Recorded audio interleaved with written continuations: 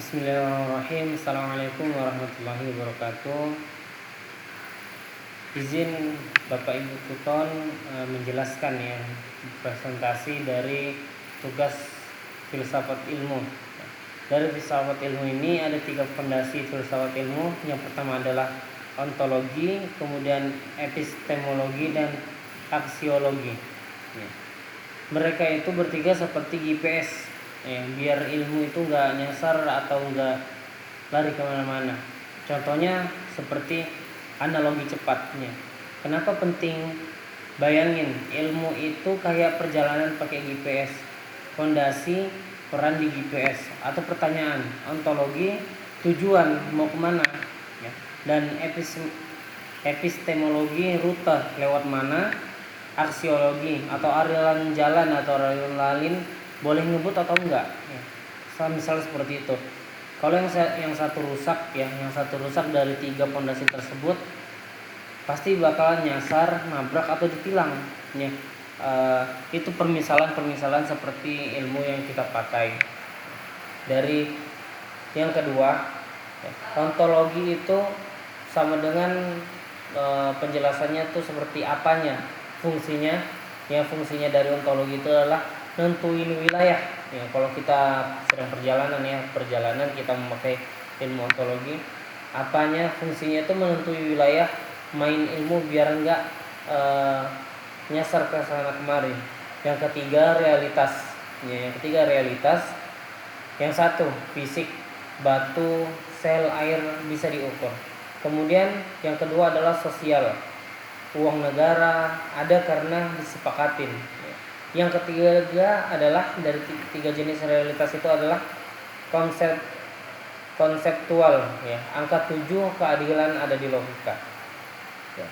Seperti tes kilat, objek kajian yang bisa didefinisikan dengan jelas enggak ya. Kalau enggak, ilmunya itu sulit atau ribet.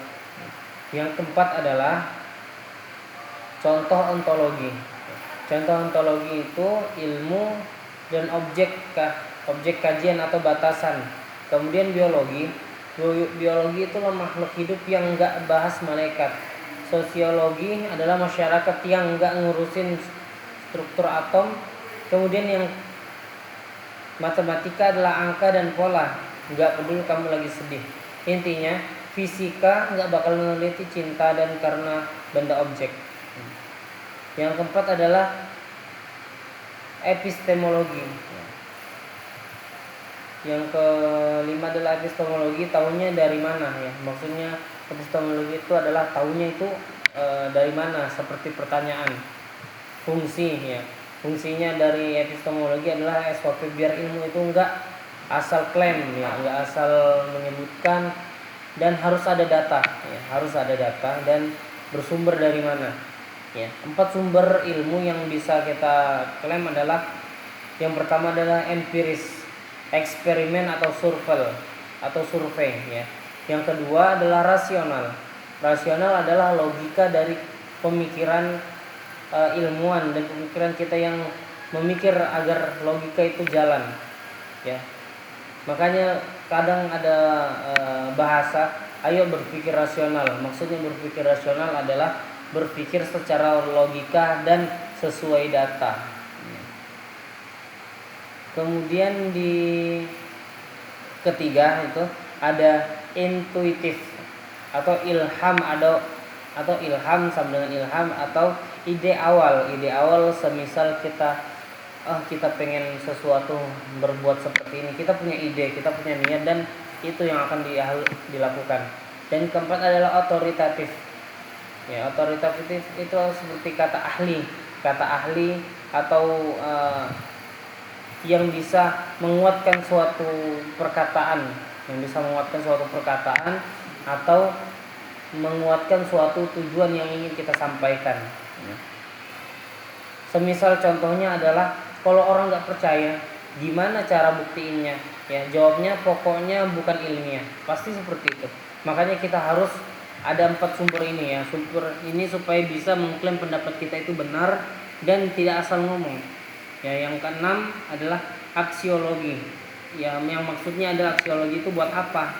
Fungsi, fungsi dari tersebut adalah mengerem atau menyetir ilmu biar enggak nabrak etika.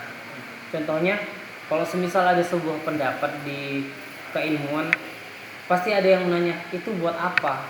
Ya, itu buat apa? Itu apa kegunaannya? Ya, itu contohnya adalah untuk ya, untuk mengkontrol atau menyetir tujuan yang dimaksud itu seperti apa. Dan dua dimensi nilai itu ada seperti satu ya. Yang pertama satu internal, jujur ya, dari data ilmu, objektif dan sistematis ya. Punya kejujuran dalam sebuah ilmu yang disampaikan ya, komunikasi.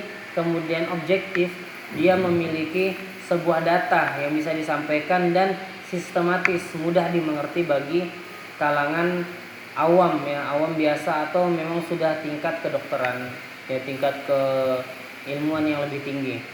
Kemudian eksternal, eksternal itu dampaknya ada dampak ke masyarakat ya, biasa adat budaya ya, agama dan sebagainya. Dan dilema klasik atau permasalahan klasik itu seperti ilmu nuklir.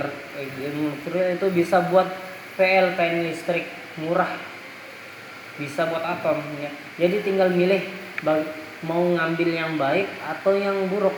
Pertanyaan aksiologinya adalah boleh nggak ya, boleh nggak ya, boleh nggak main Tuhan gitu, semisal seperti itu ya.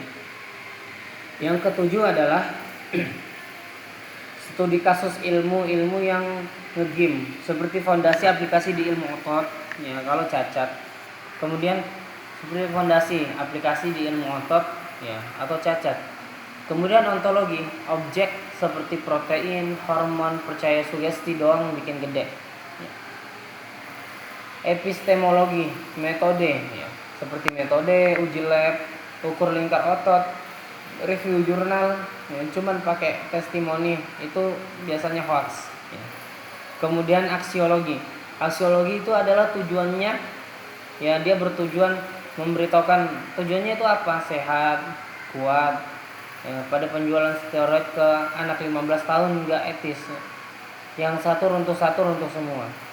Kemudian slide 8 ya, penyampaian ke-8 sebagai penutup. Rumus satu kalimat itu, ontologi menentui apa yang diteliti ya, kita teliti apa yang kita pelajari. Kemudian epistemologi menentukan gimana menelitinya.